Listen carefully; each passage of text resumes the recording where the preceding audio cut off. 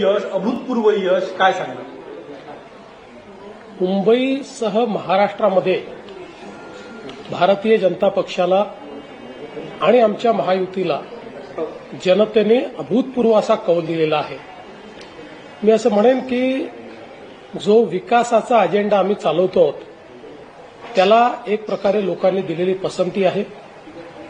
देशाचे प्रधानमंत्री माननीय नरेंद्र मोदीजी यांच्यावर दाखवलेला हा जनतेचा विश्वास आहे आणि मला असं वाटतं की निश्चितपणे एक अभूतपूर्व अशा प्रकारचं हे मॅन्डेट आहे जे कदाचित यापूर्वी कुठल्याच पक्षाला मिळालं नसेल असं मॅन्डेट हे आम्हाला या ठिकाणी मिळालं आहे.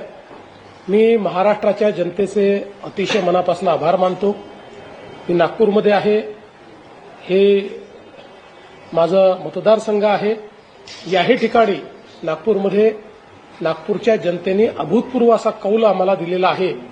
त्यामुळे नागपूरच्या जनतेचेही मनापासून आभार मानतो आणि एकच विश्वास मी देऊ इच्छितो की या अभूतपूर्व विजयानंतर आम्ही कुठेही त्या ठिकाणी अति आत्मविश्वासात जाणार नाही, कुठेही गर्वात जाणार नाही.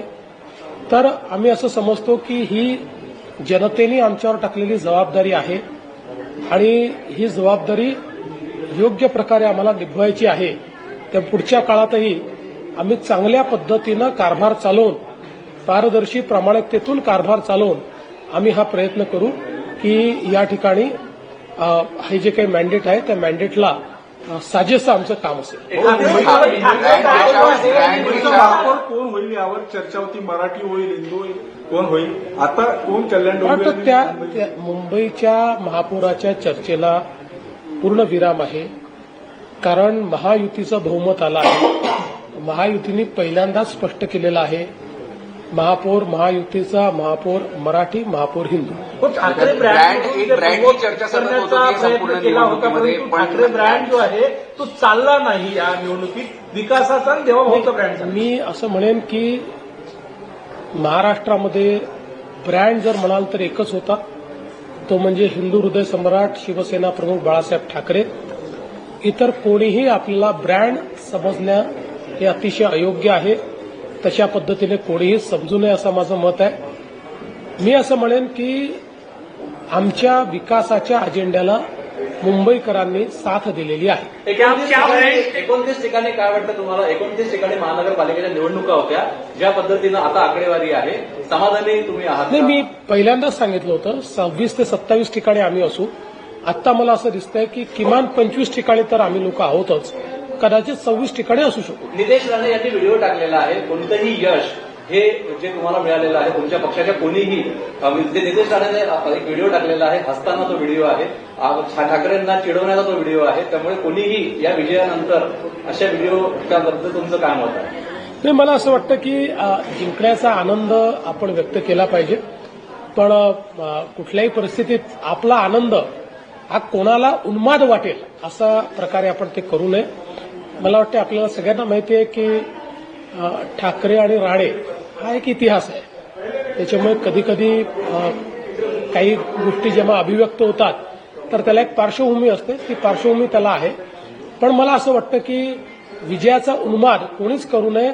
मी मगाशी देखील आमच्या सगळ्या कार्यकर्त्यांना आवाहन केलेलं आहे की इतका सुंदर विजय मिळालेला आहे, याचा आनंद जरूर मनवा, पण त्याचा उन्माद करू नका. सर, हिंदू हृदय सम्राट बाळासाहेब ठाकरे यांच्या ब्रँडचा उल्लेख केला, काहींनी त्या ब्रँडची दगा केली आणि तो आज रिझल्ट समोर आला आहे.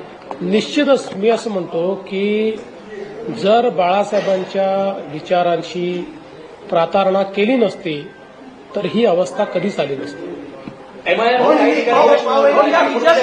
विजयाचं श्रेय कुणाला देता तुम्ही? बघा, विजयाचं जे श्रेय आहे ते महाराष्ट्राच्या जनतेला आहे. विजयाचं श्रेय आमच्या सर्व कार्यकर्त्यांना आहे.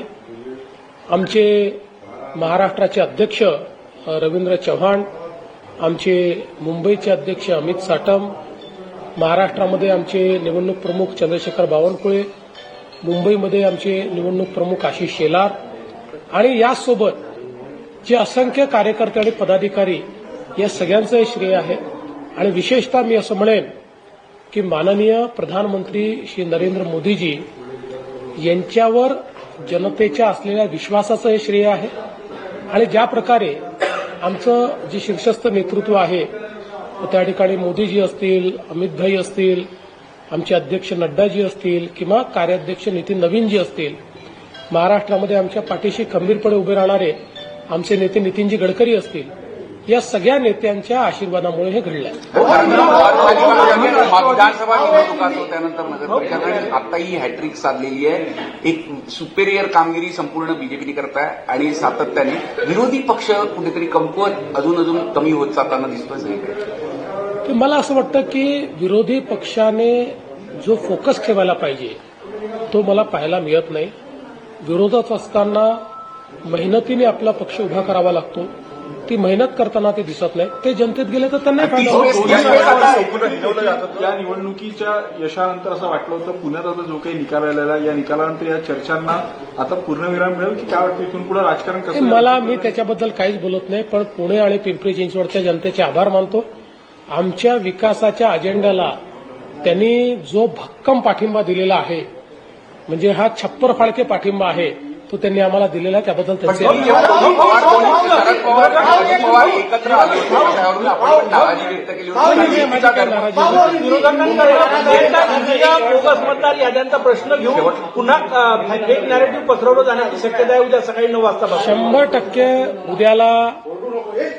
उद्याला ईव्हीएम, शाई, अजून काय काय कुठली मशीन, पॅड युनिट, पाडू मशीन, असे अनेक विषय उद्या सकाळपासून येणार आहेत. पण जनता खुली नहीं है. मुझे बहुत खुशी है कि महाराष्ट्र में भारतीय जनता पार्टी को एक अभूतपूर्व विजय मिला है. भारतीय जनता पार्टी और हमारे सहयोगी दलों ने मुंबई समेत करीब 29 में से 25 जगह पर पूरी मेजॉरिटी पाई है. बीजेपी सबसे बड़ी पार्टी बनी है और मैं हमारे महाराष्ट्र की जनता का, बीजेपी के तमाम कार्यकर्ताओं का बहुत बहुत अभिनंदन करना चाहता हूं. ये जीत प्रधानमंत्री मोदी जी पर महाराष्ट्र के विश्वास की जीत है. ये जीत हमारे सभी कार्यकर्ताओं ने की हुई मेहनत की जीत है और विशेष रूप से जो विकास का एजेंडा हमने चलाया उस पर जनता ने मुहर लगाई है. मैं हमारे शीर्षस्थ नेता मोदी जी, हमारे अमित भाई, हमारे नड्डा जी, नितिन नवीन जी, महाराष्ट्र में हमारे साथ खड़े बड़ी ताकत के साथ ऐसे नितिन जी गडकरी, इन सभी को बहुत बहुत धन्यवाद देता हूं. इन सबके मार्गदर्शन में एक बहुत अच्छी जीत हमको मिली है. विशेष रूप से मैं बधाई देना चाहता हूं महाराष्ट्र के हमारे जो प्रदेश अध्यक्ष है रविंद्र चौहान जी को, हमारे मुंबई के अध्यक्ष अमित साटम जी को, और साथ ही में इस चुनाव में प्रभारी के रूप में जो काम कर रहे थे जैसे चंद्रशेखर बावनकुळे जी और आशीष शेलार जी को, और तमाम हमारी टीम को मैं बधाई देना चाहता हूं.